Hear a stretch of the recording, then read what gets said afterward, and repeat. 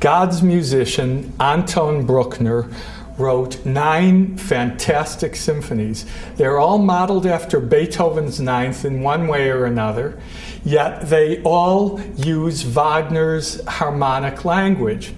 Now, the Eighth Symphony is a case in particular because this was so colossal and so mammoth and so overwhelming that really people didn't know what to make of it, yet it was the greatest success he had in his life. The Ninth Symphony remains unfinished, like so many other Ninth Symphonies, that it's only 3 movements. This was really the last full symphony that Bruckner finished.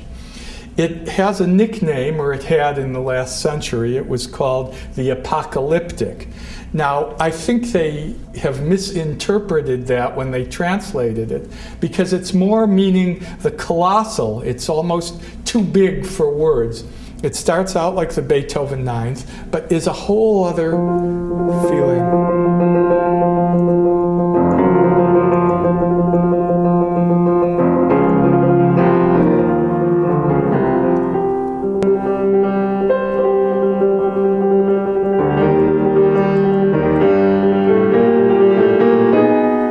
This is a particularly important piece to me because I first heard it in Vienna and studied in Vienna when I was a student. And I associate this with those warm evenings in Vienna, eating Povertal-Tascheln and hot chocolate and the whole feeling of being in such an ancient city that's still so preserved today. And that's the feeling you have, this warm, old-fashioned feeling in Bruckner, comforted by the chorales, by the Wagnerian richness of the harmonies, and by something very new, something that had never been tried in music before, not until maybe 30 years ago in this country when minimalism was formed and one chord stayed for a half hour changing very minimally. The Adagio is the greatest Bruckner Adagio.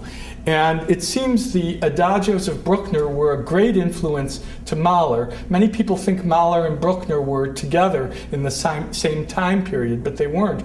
Bruckner was much older than Mahler, and Mahler learned this longish style of writing and this glorious sort of long adagio that follows a certain chain of harmonies to be the logic or the basis of composing a work. For instance, I spoke about Wagner and Wagner's influence on Bruckner, and nowhere is it more evident than the opening of this adagio. And this rhythm pulses through the entire work, yet there is no singing.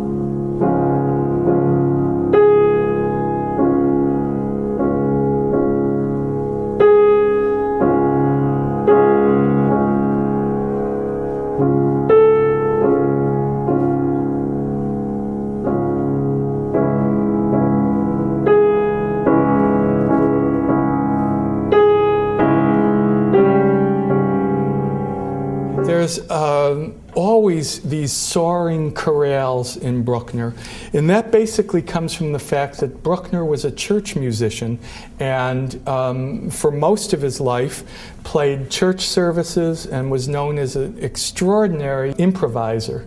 Bruckner's chorales that run through the orchestra are sometimes articulated, so they don't sound like chorales. In other words, there's a lot of other notes going around, but the skeletal form or the background is chorales. But occasionally he does give you the pure chorale as if you would hear it from an organ. The best example in the Eighth Symphony is something like this.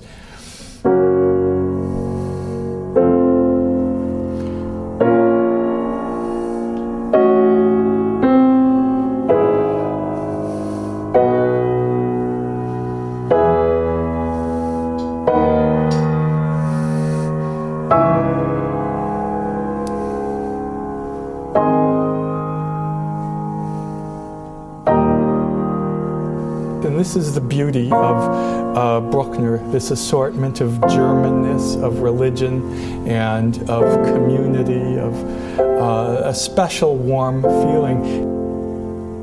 Albert Einstein said that Mozart's music was as if it were pulled out of the air. Beethoven's music is if it were pulled out of the earth, and Bruckner's would be as if it were pulled out of the brass chorales of the orchestra.